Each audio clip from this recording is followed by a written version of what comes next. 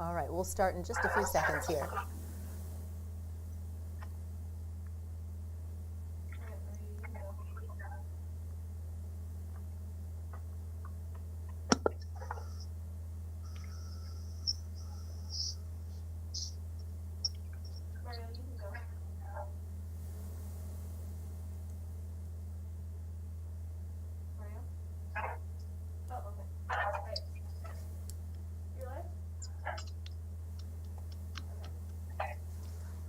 All right, hello everybody. Thank you for joining us. I want to thank you for being here for Mask Up Iowa.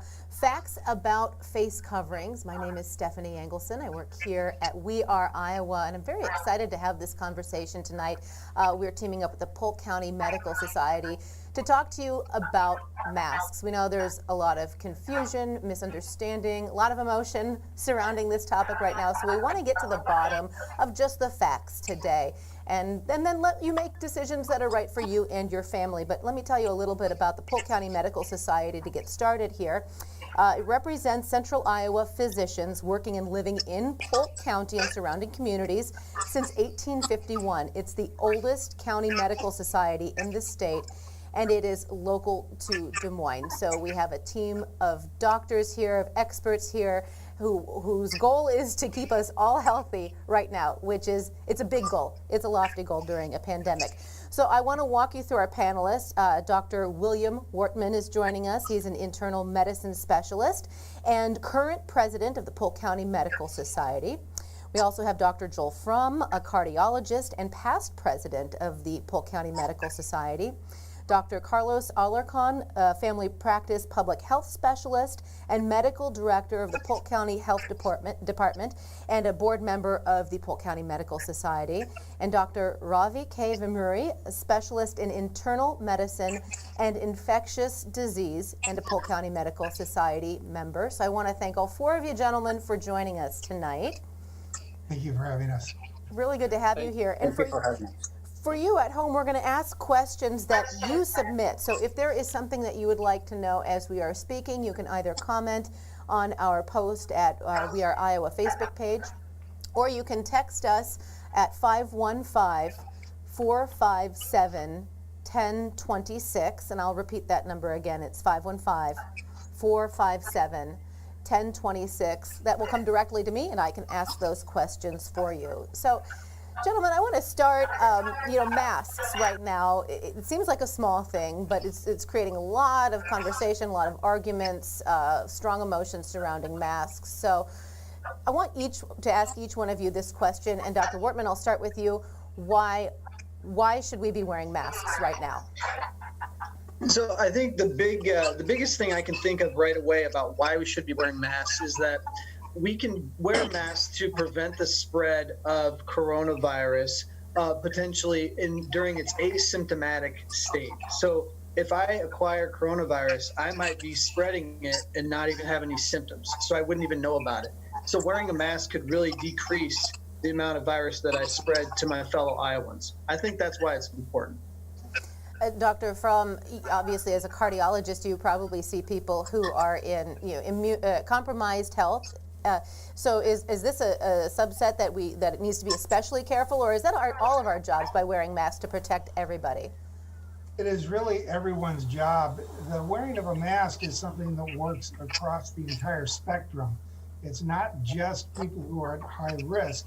And in point of fact, the mask does not protect the individual from contracting it from someone else. It prevents other individuals from spreading it to other people. The mask I wear protects you. All right, Dr. Vimuri, what's your take on why we should be wearing masks? At a fundamental level, the issue is that virus needs to jump from one person to the next person to be sustained in the community. If we are going to break the chain of infection, we need to prevent the virus from going from person to person. So until we get a vaccine which allows us to be immune to it, even if it spreads to us, we have really only three tools.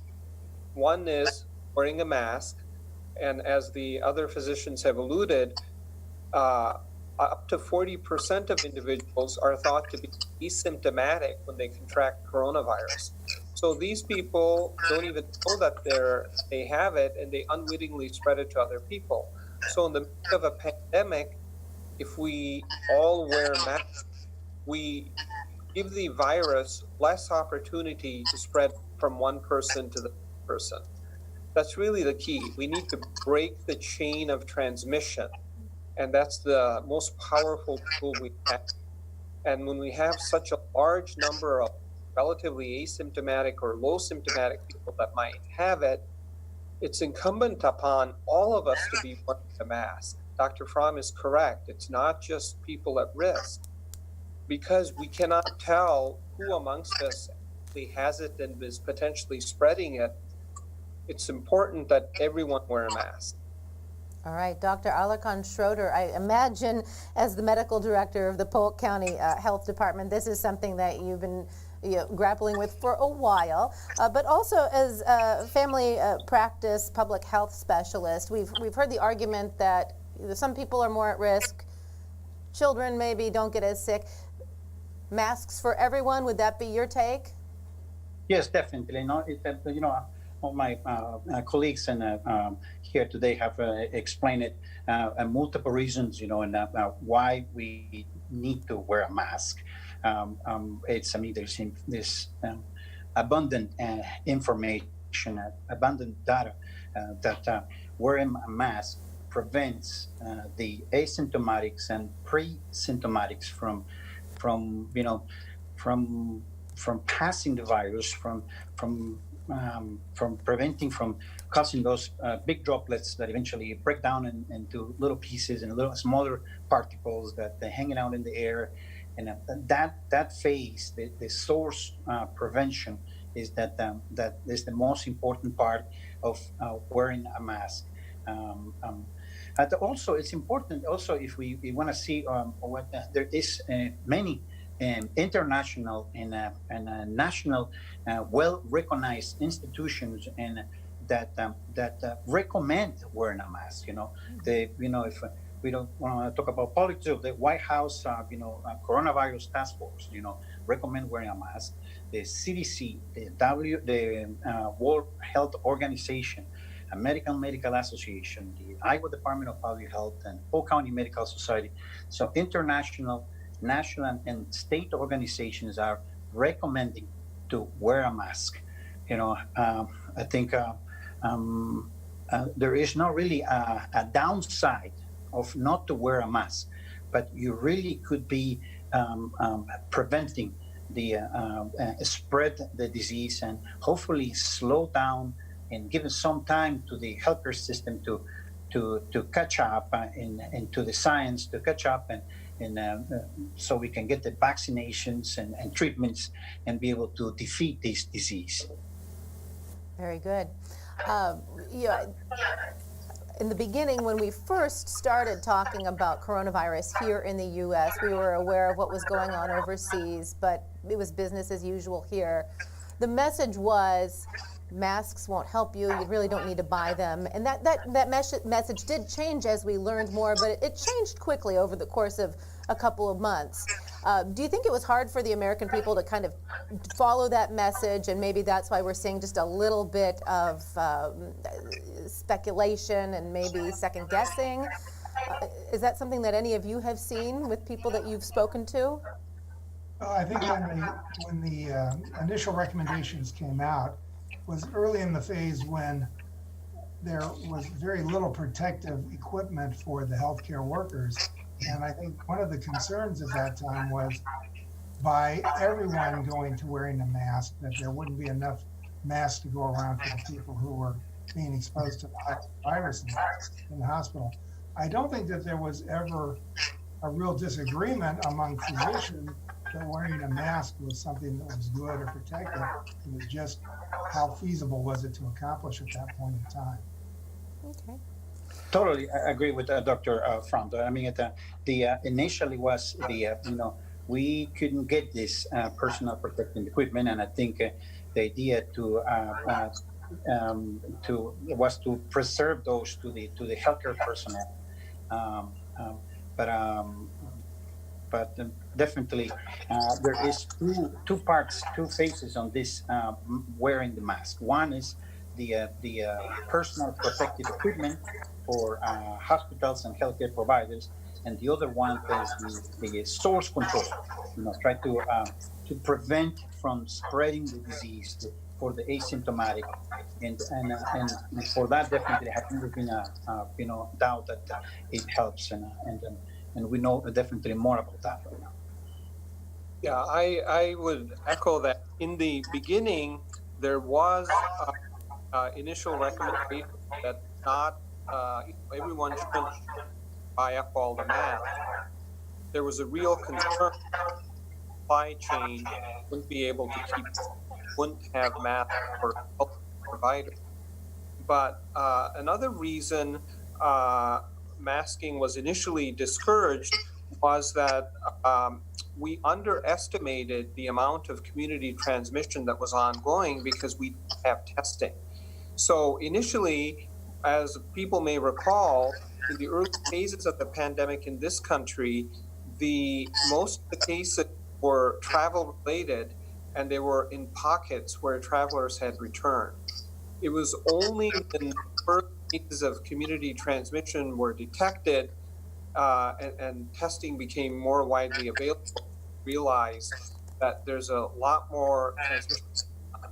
And around this time also started worrying about asymptomatic or low symptomatic transmission. And now, in retrospect, we know that perhaps 40% of individuals infected are either asymptomatic or very low symptomatic. So this is not uncommon in science. Science is trying to get to the truth of things and studying facts, and facts do change over time as we learn more. Remember that this is a brand new virus, and we're only about 6.5-7 months into the pandemic. So one could that initially we didn't know all the facts, and to this day, every day and some things that we might say today might actually change next week because we learn new information. So science has to be nimble and adapt to information. So some of the initial confusion amongst people might be because the various organizations didn't necessarily recommend it initially, but at that time, that was the appropriate advice. But for the current time, the appropriate advice we've been saying this evening is that everyone needs to wear a mask when they're out and about because we need to break the chain of transmission. All right, let's talk about masks in general. Is one type of mask better than the next? We have the cloth options. We see people with kind of a bandana or almost like a neck gaiter. We have these disposable ones at work that we use quite frequently. I know some people do have the N95 mask. So is there one type of mask that we really should be trying to get, or are they all kind of created equally? So I'd like to say that we'd like to think that they all are created equally, but they might not be. The bandanas are more looser fitting, so we could have some spread of droplet particles containing coronavirus from that. So we usually recommend that they have, a quilting cotton that is kind of tightly knit and fits around the face so that it's tight, but just not tight enough so you can't breathe, but have a snug fit in around the nose as well. If you have those and you can make those, that's great. The surgical masks and N95s work as well, but we'd like to reserve those for the medical setting if at all possible. Okay. Yeah, I would echo that. Obviously, any type of face covering is better than no face covering.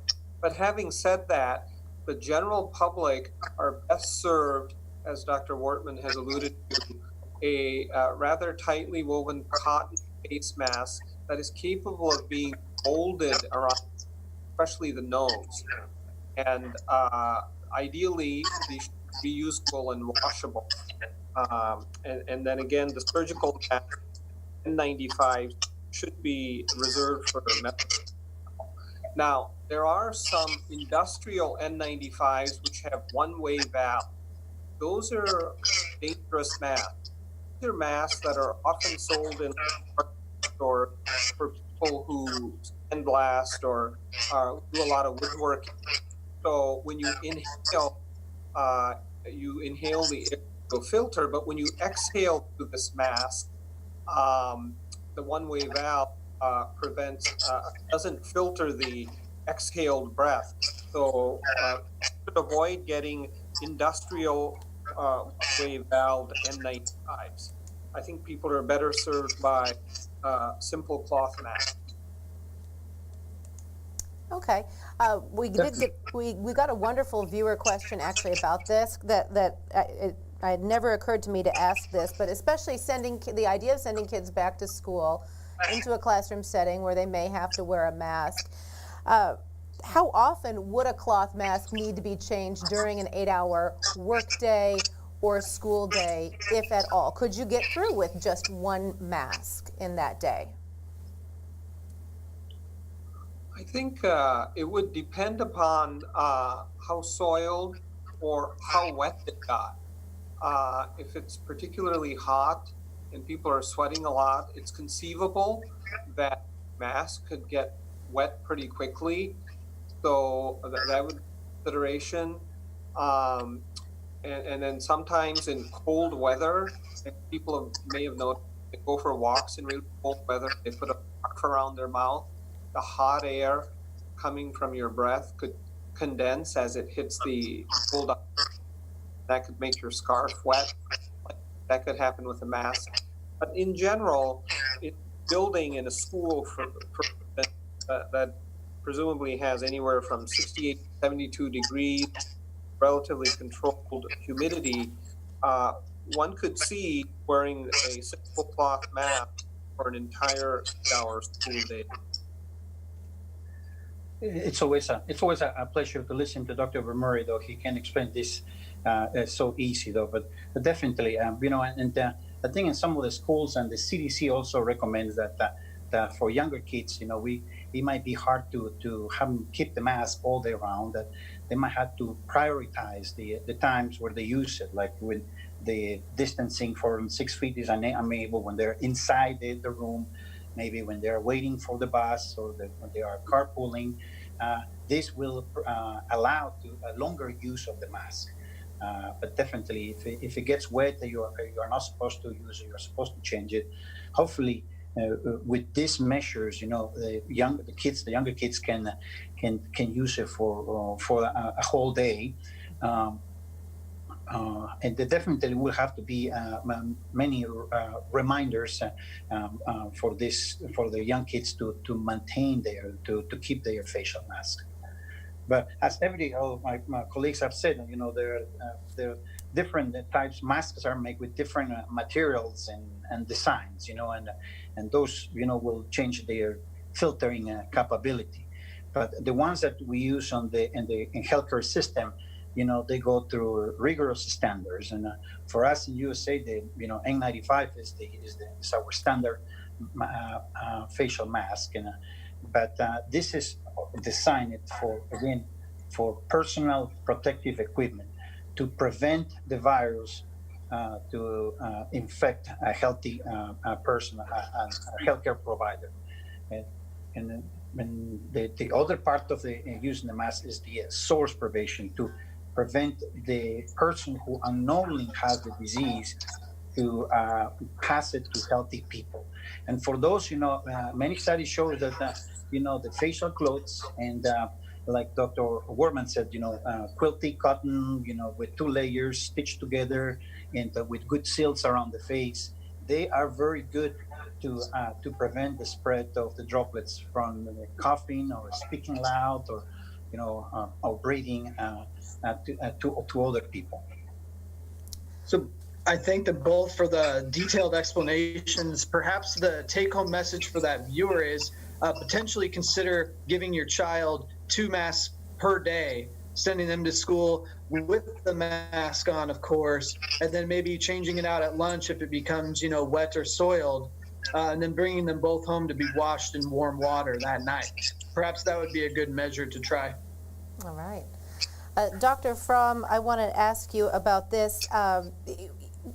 Social distancing, that's been a big part of the equation too. So when we are diligent and able to stay 6 feet away from people, should we still be wearing a mask if we're near people who aren't in our immediate family or our household? Oh, I think you're still on mute. There you go. There you go. It has a lot to do with the situation you're in. If you're out and about and you're with one other individual and you're 6 feet apart, then the risk of transmission is relatively low. When you're in a larger group setting, if you're going to the store and you're surrounded by a lot of people, even if you keep your social distance, the potential burden of virus that you're going to encounter is going to be much higher. So if you're out exercising, riding your bicycle, going for a jog, you're not around a lot of other people, wearing the mask is probably not as important. But if you go to public spaces where there's people that are unfamiliar to you and you're not sure about the distancing, it becomes very important. Very good. We did have a viewer ask if there is a place to get free masks if they can't afford that. Is there anything that you know of or any resources that you would direct people to if they're having a hard time securing them for themselves or their family members? Well, if you go down to, there are certain businesses around the community that will provide masks as you enter their facility.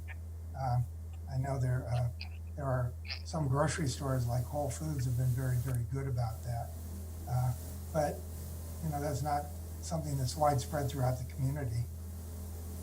There are also very specific instructions on the CDC page. If you Google CDC mask make, you will find out that it is not too complicated. It's just two rectangular pieces of fabric and with a string and there is measures and step by step on how to build one of those and that will be compliant with the CDC recommendations. So that's another way to obtain one of those masks. Okay. Ms. Stephanie, I wanted to go back to that other question of should we wear masks even if we're going to be more than 6 feet away from someone? Mm-hmm. I thought about this myself, and I want people to think about when they go out, will there be someone in the future that goes by wherever they are within 6 feet? So it's not only at the same time, but also displaced in time. Because we know that coronavirus can live on certain surfaces for hours or potentially even days. This is why we're seeing Hy-Vee employees wiping down shopping carts, because the person met with coronavirus that doesn't have symptoms may be gone, but some of their droplets may still be there, so they're cleaning those off. So I do think it is important to wear a mask, even if you're by yourself and not within 6 feet of someone, not because who you're exposing right then and there, but potentially hours later. Okay. We did just get another comment in from a viewer. It's a two-part question. It says, is this now a public health safety issue? And if so, should we mandate mask wearing?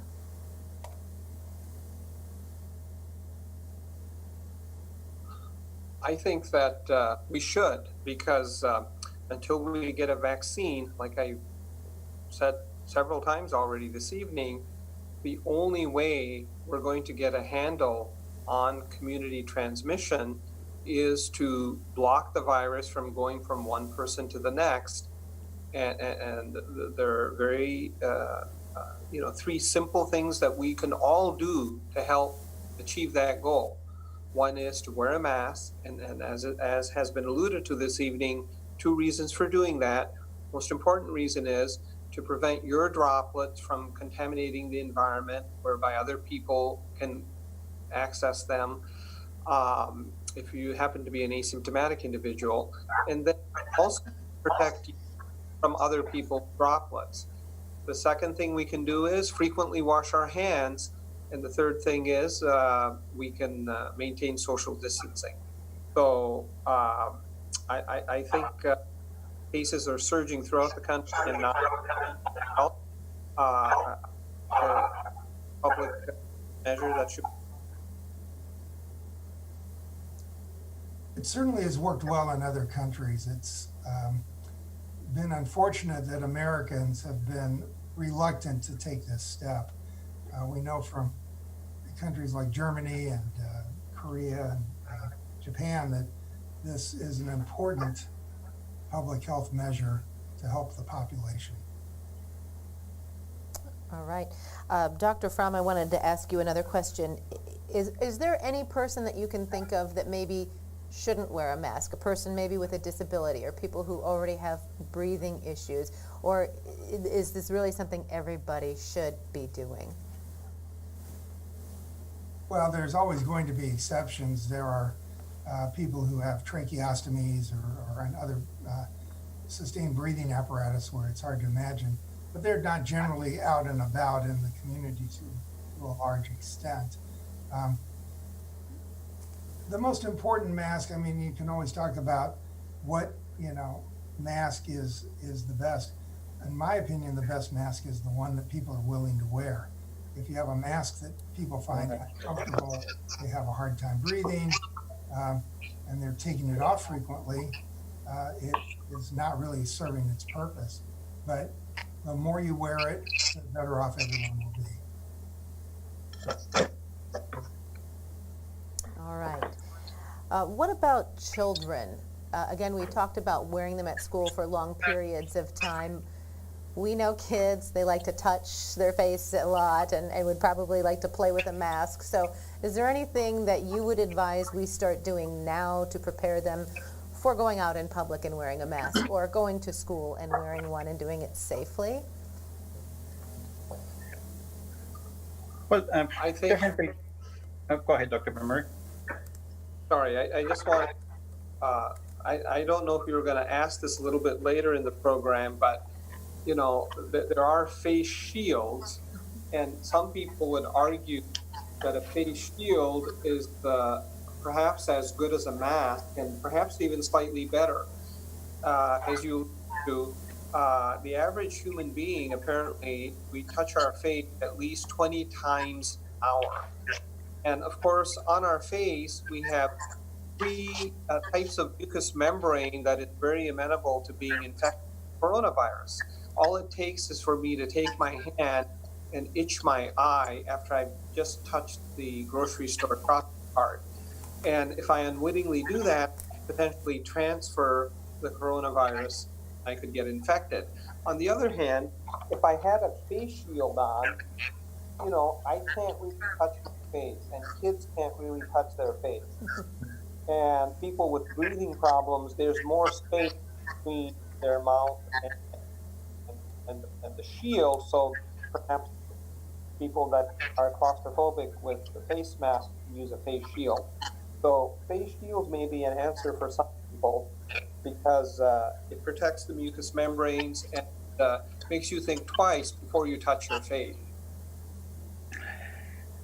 And face shields, we gotta make sure that they cover all the way around the face and below the chin. But definitely, as Dr. Vermeer said, is another option. Of course, trying to frequent reminders for young kids. Again, try to prioritize the use, as we said before. Trying to prioritize to the times where the 6 feet apart is not possible. But this is only don't forget that this is only one of the measures that we recommend. That hopefully the social distancing, the frequent hand washing, cleaning and disinfecting the frequent areas will also add up to the protection to our young kids when if they choose to go back to school during school though. Yeah, I've been encouraged by out in the community seeing some children already sporting their masks, so to speak. I say sporting because, I see Disney characters on them and Frozen characters or Transformers, Ninja Turtles, so on and so forth. So I think the parents in the community could potentially make this fun for their children to, quote, mask up a little bit, and then help them to accessorize. And so when they go to school, think of it like that as opposed to a burden. Exactly. And the way our kids learn, no matter how many times they tell to do something, though, but the way they faster learn is when they see us doing it. If we always carry a mask, and if we show them by example, they eventually will see that this is natural. I have a 4-year-old, a 4, and a 12-year-old, and they all wear masks where they go, and they see me wearing it. And even for my 2-year-old, it's not a big deal to wear it. She doesn't. She just see everybody else wearing it. But what about exercising? I mean, sometimes we're lucky enough when we can find a place where we're alone, but with some gyms limited opening right now, we may be around other people. So is it possible to safely exercise with a mask on? So again, I think it depends on the person. So someone with asthma might have a more difficult time breathing. So then perhaps the face shield would be helpful in that aspect in the gym and around other people. Again, out on the bike trail or something like that, or running, might not be possible to adequately ventilate to exercise up to someone's desire, so to speak, if someone's very aggressively exercising. But again, it would just have to be trial by error. If they could do it, I would say go for it and wear your mask. It could only help. But if it's interfering with your breathing, that's not good as well. So there has to be a balance that's found there. Definitely, I echo Dr. Wortman. Though, if you're in a gym, you need to, and you're exercising there, especially vigorously, you need to wear a mask or some type of face covering. If you can't tolerate it, you have to find other ways to do it.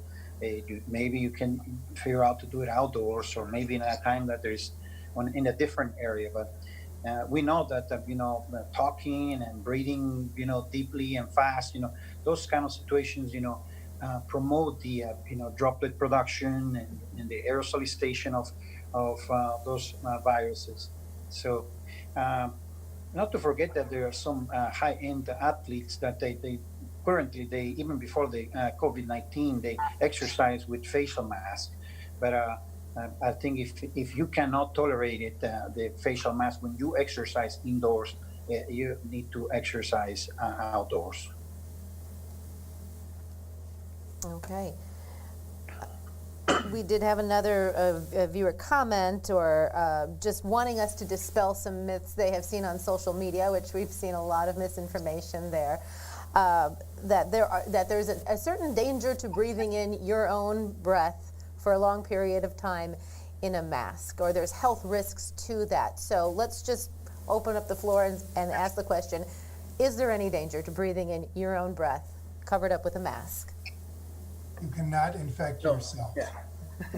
And you're not going to inhale enough expelled CO2 to cause CO2 retention. You can do that in a paper bag, but not through a mask. You will get the oxygen and the CO2 out effectively. It is perfectly safe.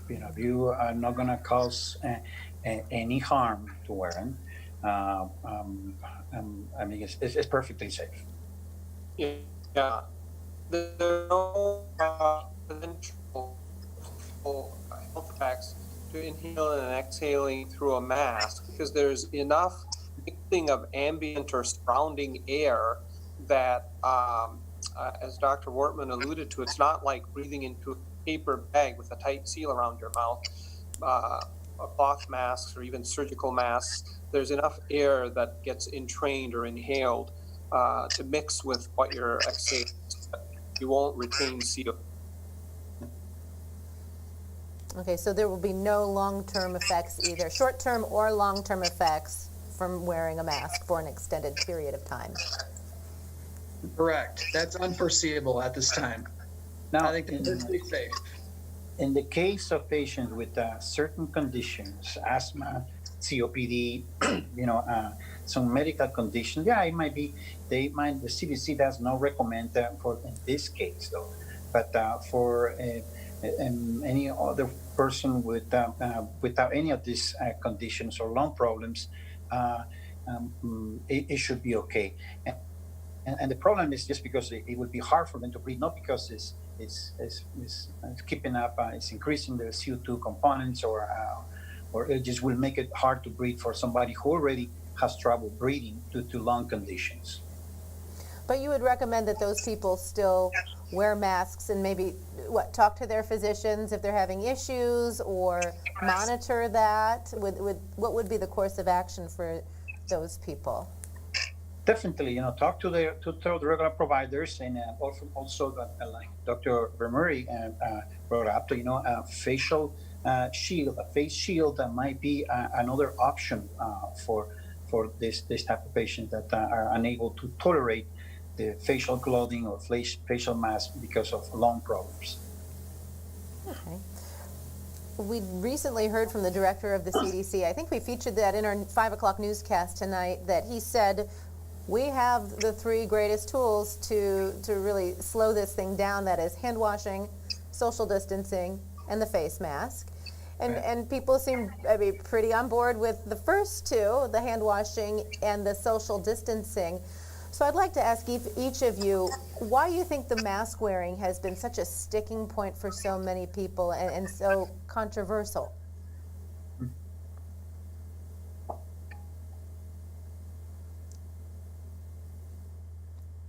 I think one of the biggest issues is that this is a change. People are social creatures, and when we speak to one another, I think we like to see each other's facial expressions. So perhaps that covering our face makes it seem like we're reclusive from society, and that might be interpreted as a big drawback. If that is the case, I would really think of it this way. Wearing the face mask protects the public, and I guess it's you could think of it as kind of being good to your neighbor so as not to spread disease, so that neighbors don't get infected, so on and so forth. The other thing is that if we wear the face mask, then there might be a day where they're not needed, and then off we go. And then we can have some semblance of normalcy. But for now, I think it's just very important to universally wear them. Dr. Fromm, I saw that you were trying to answer, but I think you were on mute. There you go. What was it that you were saying? Well, I think that people have received a lot of mixed messages, and there's a lot of messages across social networking in particular where people feel that it is a very grave inconvenience to have to wear the mask. And unfortunately, when you're fighting an enemy that you can't see, you have to take it on faith from individuals who have a scientific background that this is an important thing to do.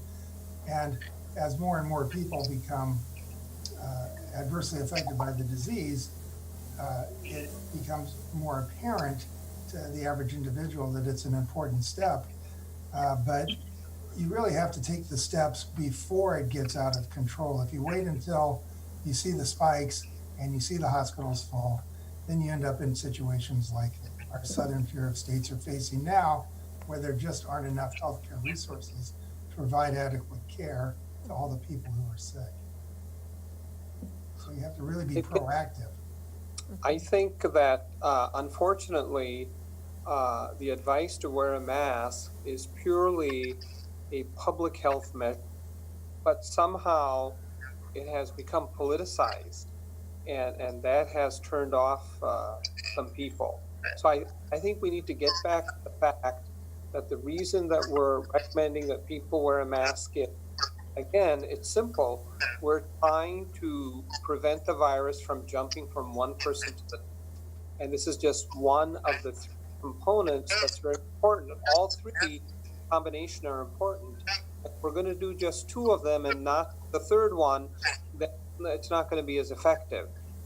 Some epidemiologists have calculated that if we were all to do this, or at least 95% of us were to wear masks and do social distancing and do meticulous hygiene, we could get this thing under control fairly quickly, at least by October. The problem is we all have to be on board, but not just half of us or 40% of us. Everybody has to do it. We have to not give the virus an inch in terms of being able to transmit from me to the next person.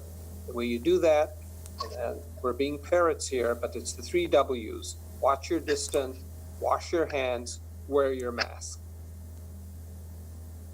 Definitely, it has become politicized, though, and we, as a providers, we want to tell the viewers that we are the same providers that recommend you your vaccinations. We are the same providers that recommend you mammograms, colonoscopies, and all the preventive testings that you go through your life. And for us, it's not politics. For us, it's science that backed up this recommendation. So we'll ask you to trust the providers that you see on a daily basis, that you've been seeing for years, that this time we are recommending you to wear that face mask to help us fight this disease, and hopefully to continue to open up the system to get to somewhat normal and not too far of a future. We got another question in. This is very specific, but can you wear a mask over your nose cannula with the portable oxygen? Is that something you would recommend, a mask, or would a face shield be more comfortable in that regard? I think both would be perfectly appropriate. The face mask would probably be better because the nasal cannula, forgive me for touching my face, but goes here and up over the ears, and you could put the face mask up over the bridge of the nose instead of under the nostril. So it could still cover your nose, your face, or your mouth. So I think the face mask would work perfectly well. If that is too cumbersome or putting pressure from the nasal prongs in your nose and is uncomfortable, a face shield could be helpful as well. Okay, thank you for that. Here, another one from a viewer. This is in a summary. It's not a direct quote, but basically the question was, if I know I don't have COVID and I don't wear a mask, aren't I just making a personal health decision? Yeah, I've thought about this one myself. So if you get a negative coronavirus test, you could be negative for probably about 12 hours, okay? You could contract it 12 hours later, and then guess what? You're positive now. A negative coronavirus test would reassure me for probably about 24 hours maximum. I still think that, it's part of our civic duty to wear the mask, not only just to protect us from spreading droplets with coronavirus, but also send a message saying, hey, I'm buying into this so that we can stamp down this virus. That's an interesting question, and I've thought about it as well, Dr. Wortman. And you're absolutely right. A negative test is just one point in time, and we're dealing with a dynamic pandemic. And just because you're negative today doesn't mean you're going to be negative 36 hours from now. Right. So, absolutely, even if you've tested negative, you still need to wear a mask. I believe I'm aware of a patient that has tested negative a week before, then continued to get worse, then tested negative again, and then continued to get worse, and in the emergency room tested positive. So it's a new virus. There's many false negatives. So and it all depends on the stage of the disease that you get tested on. We did have a question about masks. I'm assuming these are the disposable ones, but should they be considered a biohazard after we're done wearing them? And how do we safely get rid of the things that we have been wearing that can't be washed?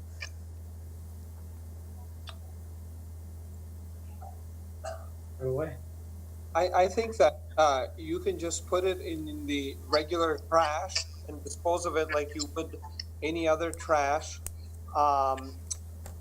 Technically, let's just take hypothetically the example of the asymptomatic individual who has worn a mask for 8 hours. Technically, if they leave that mask out and somebody comes along and touches it and then touches their face, they theoretically can get infected by touching the virus particles on that mask. But if the individual threw it out in garbage properly without anybody else accessing that mask, then in a matter of 24 to 36 hours, the virus would get inactivated and die in the garbage. And so in that sense, it's not a biohazard. Another question from a viewer, it says that OSHA, oh, I just lost it, let me grab it here. OSHA states that masks are no substitute for social distancing. Isn't OSHA the gold standard for safety based on science and data? So that kind of goes back to that trifecta that we talked about of the 3 W's that you talked about. But is social distancing still the best compared to a mask? I think that we need to do all three. I think it's a three-legged stool. We do one or two, unstable. Definitely. And in the event that you cannot maintain the social distancing, that you have to go to your provider, or you have to go to the store, or you have to go to fix your car. I think definitely there's going to be situations that a social distancing won't be possible. On those situations, you want to have your mask with you. We can all relate to layering in the cold Iowa winter. So the three things of hand hygiene, mask, and social distancing are just 3 layers of protection against this thing. Something that I have heard repeatedly as we've been covering this was these, aside from hand washing and trying to stay home when you're sick, these aren't steps we take during flu season or those other times of year when we know we're going to be around a lot of sick people. So why is COVID different, and why are we having to take these steps now? Well, I think there's a combination of factors that make this so much more serious. And one is that the virus itself has an extremely high transmissibility. It does not take an extended exposure to a sick individual. You've all heard about the super spreader events where people were having some type of social gathering and one person shows up unknowingly, asymptomatically as a spreader. And within a couple of days, there'll be dozens of individuals who test positive for the virus. And then number two is that at some point, I think social media early in the pandemic felt that the fatality rate was going to be lower for coronavirus than a typical flu pandemic. But if you look at the statistics for flu, the worst year that we've had was in 2018, when roughly 65,000 Americans died of the flu. And here in the course of about a 5-month period, we've already had twice that number of people die here in America. So some of those statistics that were released early on have lingered even though the facts have changed. And one has to remember that this is a new pathogen. Humans have never seen this pathogen before September of 2019, presumably. It jumped from the animal world. So we don't have any immunity. Our immune systems don't have any experience with it. So whenever you have a new pathogen that jumps from the animal world, and it's as transmissible as this one seems to be, and it's not lethal like the first SARS or the MERS in the sense that it doesn't have a high lethality rate. So in other words, you can have a lot of asymptomatic people without even knowing that they're infected going around spreading it. But it definitely is more lethal than influenza. I think we have all learned from this pandemic. Many things will not go back to like they were before. I personally will not sit down in a waiting room with people coughing in there. I think now we have the virtual waiting areas and things like that that we probably will have to continue and apply to other infectious diseases. But I doubt it. I will see myself waiting in a waiting area with half the people coughing during the flu season, though, even in 3, 4, 5 years when maybe hopefully this coronavirus has slowed down. A few more things to compare and contrast the coronavirus with, your typical flu season. We do not have a vaccine yet. They're working on it.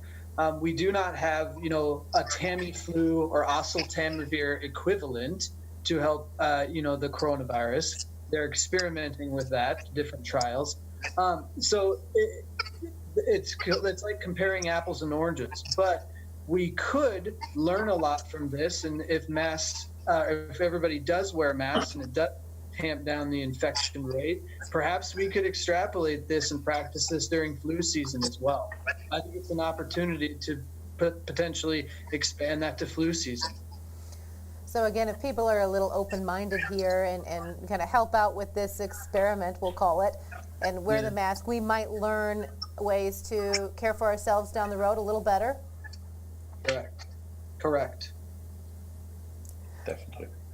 Now, we know you are all members of society, so you're going out and you're conducting your lives just like everybody else does. So what does it make you feel when you see people still to this day, after months of warning, not wearing masks? Well, I feel like as a providers, maybe we haven't done our job well. We have managed to talk to your patients into preventive measures but there's nothing more pressure that when you see a 21, 23-year-old and their vaccination records, they have 20, 30 vaccinations. When you see that patients older ages, they're up to date on all their preventive measures, you feel like you've done your job well to keep patients healthy rather than treat disease, rather than treat complications. So I think I feel like us as a providers, maybe we haven't done our job well to communicate the importance to remove politics from wearing masks. Hopefully with the programs like this, we can convince our own patients to protect themselves and protect everybody else wearing a facial covering. What alarms me is that when I go about and do my grocery shop and whatnot, I see people potentially could be patients next week for me, and I see types of people who I've already seen critically ill and even die in the hospital of COVID-19, and I wish sometimes I could go up to these people and tell them my experience, but I've been a bit hesitant because I've seen on social media and on the news how the so-called I don't want to get into anything like that, but hopefully programs like this where local providers like us, as Dr. Alarcon alluded to,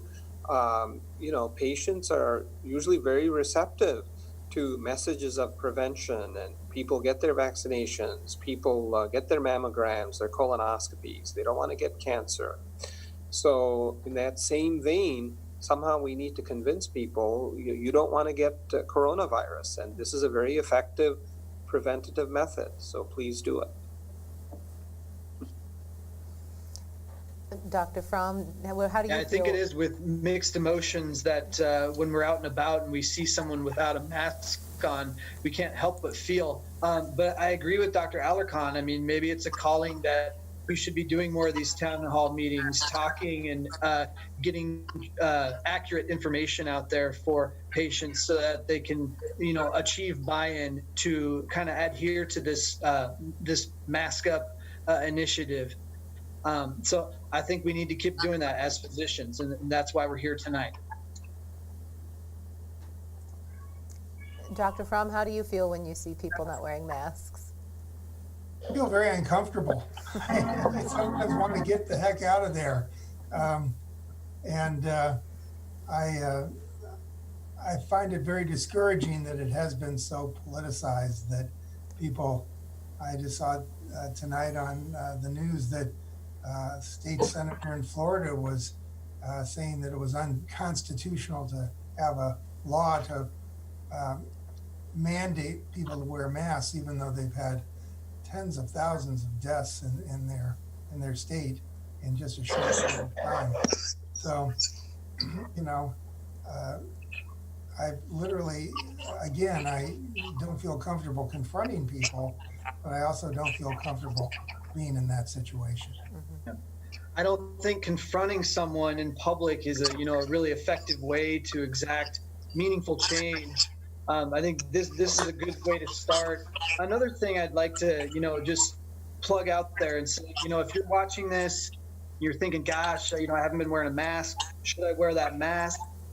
Just think of it. We're all Iowans here. We're all in this together. The sooner we stamp it out, the better everybody's going to be. Iowans are, traditionally and historically very friendly folks that really take care of their neighbors and do the right thing. So think about that. If that's enough to get you to get the mask on, I say go for it. I did see something today in my feed from a friend of mine who's a nurse, and she said that wearing a mask is much more comfortable than being treated for coronavirus. So, this is not a disease we want to mess around with, is it? Absolutely not. And what we're seeing in latest surge in July, and I think the governor, Dr. Padati, other people have commented on the number of people are in the 18 to 60 age range. And in that age range, the 18 to 44 is actually the largest single demographic, this surge that we're seeing in the past week or so.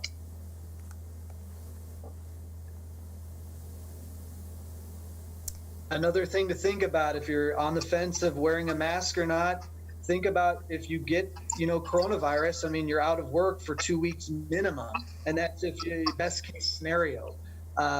So think about that. And then also, I've seen patients that get coronavirus and it takes them a month, to recover just from extreme fatigue and malaise afterwards, because it just wears your body out.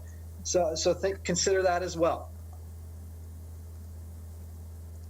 We do have one more viewer question here, and talking about filtration of masks. Is there a certain amount of filtration that we need? And also, she says she sees a lot of people wearing them incorrectly. So, are we getting it halfway done if we're just kind of wearing it? Do we really need to check the fit and be a little bit more careful about that when we head out?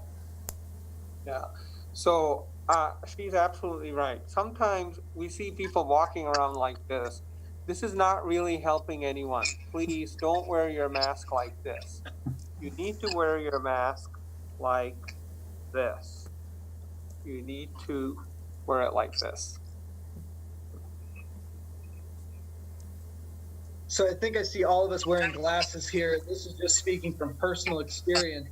If we pinch the mask right up here, you're going to get some fog on the windshields here. So what I typically do is do the kind of old man approach and put the glasses over the mask, and that's good enough. And then you don't get the fog on the windshield, so to speak. There's a little tip for your neighbor there. Yeah, that's good. I was going to ask that. I thought maybe I was the only one who had that problem, so I'm glad to know that that is universal. We're almost out of time, so I want to ask each one of you to answer this question for the people who we still have not convinced tonight yet. What's your parting words to them about masks, wearing them in this time frame that we're in? There has been a few anecdotal but well-researched, situations where people flying from China to Toronto that were symptomatic, were positive COVID, and that they were wearing a mask, and that all 25 people around did not get the disease. Also in Missouri, there's been and that they saw in a time of 5-7 days 140 people. None of the 140 people have the disease. Both hairstylists were wearing a mask. So definitely you can prevent, if you don't know you have the disease, or you have you're asymptomatic or pre-symptomatic, these are good examples that will prevent from spreading the disease and slow down, and hopefully get to the point that we can get the vaccination or the treatment. I would say that there's a great deal of anxiety and angst amongst the public about the lack of availability of testing. And it makes sense to not try to put people into the situation where they're trying to get tests, which are hard to come by. And again, a little bit of pain now leads to a lot of gain later on. What I would say is that none of us like what this pandemic has done to us in all spheres of our lives. So the fastest way to get to the other side of the pandemic is to prevent transmission. And the easiest way to prevent transmission is, of course, you can be a social hermit and just stay home and not be in contact with anyone, but that's not practical for most of us. But when we're out and about, you got to practice the 3 W's. You have to wear your mask, you have to watch your distance, and you have to wash your hands frequently. Just practice that, and we'll get to the other side faster. The more of us that practice that, the quicker we'll get to the other side. And in conclusion, I would echo what all of my colleagues have said, and just plead to the reasonable Iowan, which we all are, to achieve this buy-in, and everybody wear masks when you go out every time, and so we can get through this together faster. Very simple. I want to thank you all so much. There we go. I got my mic on now. I want to thank you all so much for joining us tonight. We really appreciate all that you shared with us, and thank you for the work you're doing right now on the front lines, and every day coming back and having to repeat your message, but we do appreciate that. We hope to share more with our viewers, and for you at home who are watching, if you have more questions, please submit them, and I will do my best to follow up with the doctors we just spoke with to get you some answers. But gentlemen, thank you. Have a great evening.